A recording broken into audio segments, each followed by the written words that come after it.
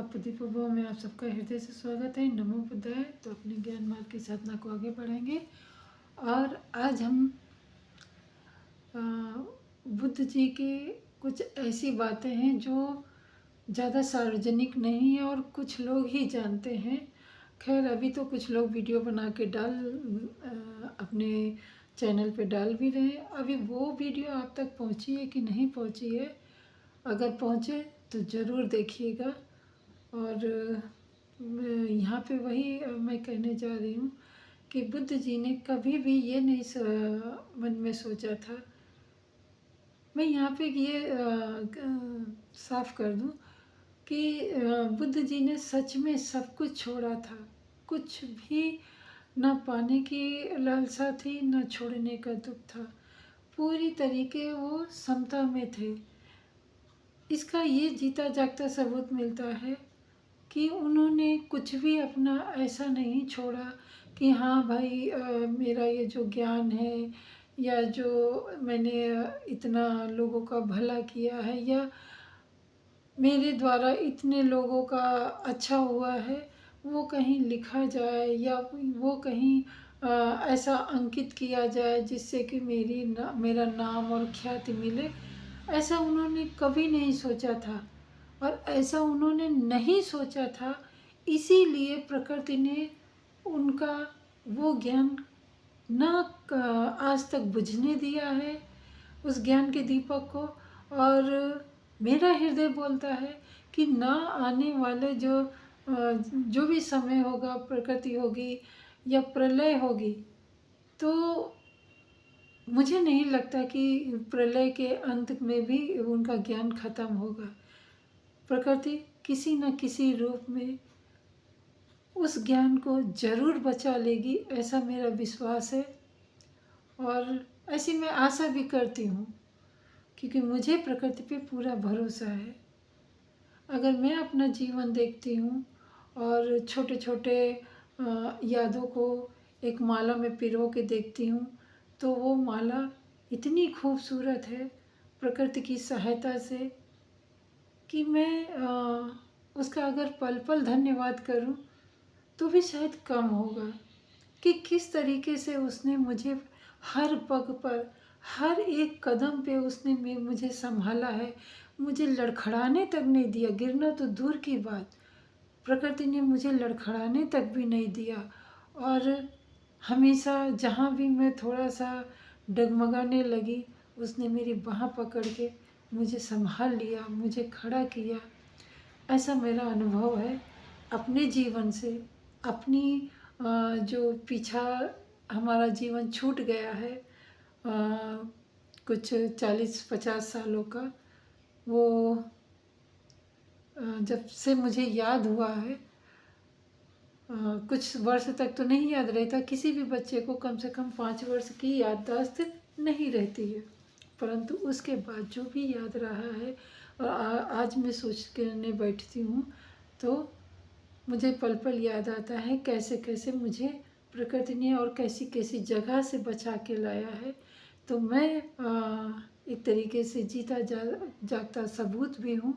और मैं पूरे विश्वास के साथ कह सकती हूँ कि अगर आपके अच्छे कर्म हैं, अगर आप नेक हृदय हैं, आप वाणी से भी नेक हैं, वाणी से भले आप कठोर वचन बोलते हो, परंतु हृदय से आप अगर नेक हैं, निर्मल हैं, स्वच्छ हैं, आपकी निगाह अच्छी है, तो मुझे नहीं लगता है कि आपको किसी चीज़ से डरना चाहिए या किसी भी बात से भयभीत होना चाहिए। आप एकदम निडर होइए। जब तक मुझे भी ये ज्ञान का एहसास नहीं हुआ था, तब तक मैं किसी न किसी बातों से मैं डरती रहती थी। पिछले कई वीडियो में मैंने भी बताया आपको, परंतु अब नहीं डरती हूँ किसी भी प्रकार का। थोड़ा बहुत मानव होने के नाते आ जाता है डर, परंतु थोड़ी देर के लिए, ज़्यादा देर के लिए नहीं। क्योंकि अब पता है हमारी सांसें हमारे पास है। अगर हमारी सांसें हमारे पास है तो मेरा ईश्वर भी मेरे पास है। और प्रकृति का एक नियम है, वो परिवर्तित होती है। तो जो भय आता है, जो दुख आता है, जो निंदा सुनाई देती है, वो सब भी अनित्य है, परिवर्तित होती है। तो जो कोई आज मेरी निंदा कर रहे हैं, क्या पता कल मेरे विषय में कुछ अच्छा जान के प्रशंसा करें। जो आज मुझ में कुछ दुख है, किसी भी कारण हो सकता है, शारीरिक दुख, मानसिक दुख या कोई भी दुख है, तो वो परिवर्तित होगा और वो सुख में बदलेगा। अगर मुझे आर्थिक प्रॉब्लम है तो वो भी बदलेगी, क्योंकि प्रकृति कुछ भी स्थिर तो रखती नहीं है, परिवर्तनशील है। समय बड़ा बलवान है, समय बहुत जल्दी बदलता है। तो वो मेरा आर्थिक स्थिति भी सुदृढ़ होगी, ऐसा मेरा विश्वास है। और विश्वास है तो वो जरूर होगा। तो यहाँ पे मैं वही कह रही हूँ कि बुद्ध जी ने भी मतलब मैं ये अभी थोड़ी देर पहले तक मुझे नहीं था कि बुद्ध का मतलब कैसे वो समता में रहे होंगे।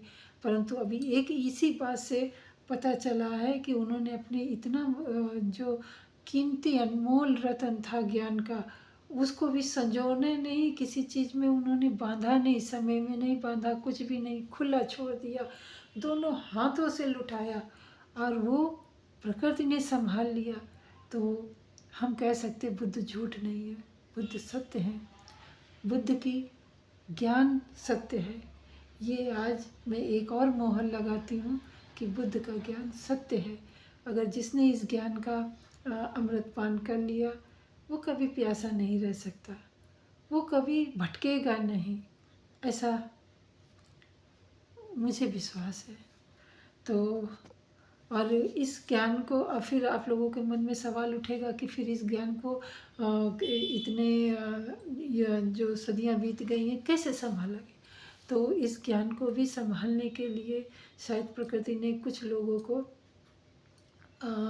बुद्धि दी समय रहते, क्योंकि भगवान बुद्ध के जब महापरिनिर्वाण हुआ था, उसके बाद जो लोगों में जो बुद्ध को मानते थे, बुद्ध विचारक थे, उन सब में मतलब बहुत मतभेद हुआ। तो उसमें से जो कुछ सच में बुद्ध गामी थे, बुद्ध के सम थे, उन्होंने बचा के एक सभा की। उसके बाद इस ज्ञान को कैसे बचाए रखें, ऐसा उनका प्रयास था।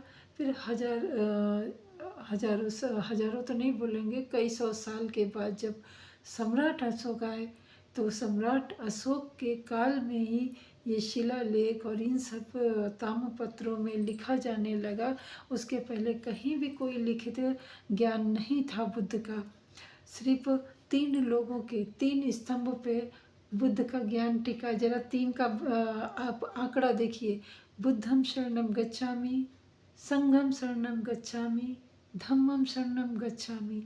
तो पहला क्या है, बुद्धम शरणम गच्छामि, तो उपालक हैं। धम्मम शरणम गच्छामि, जो भगवान बुद्ध के बहुत ही प्रिय शिष्य थे, आनंद, वो हैं। और तीसरे हैं जो सच में गौतम बुद्ध के बिल्कुल सम ज्ञान रखते थे, वो हैं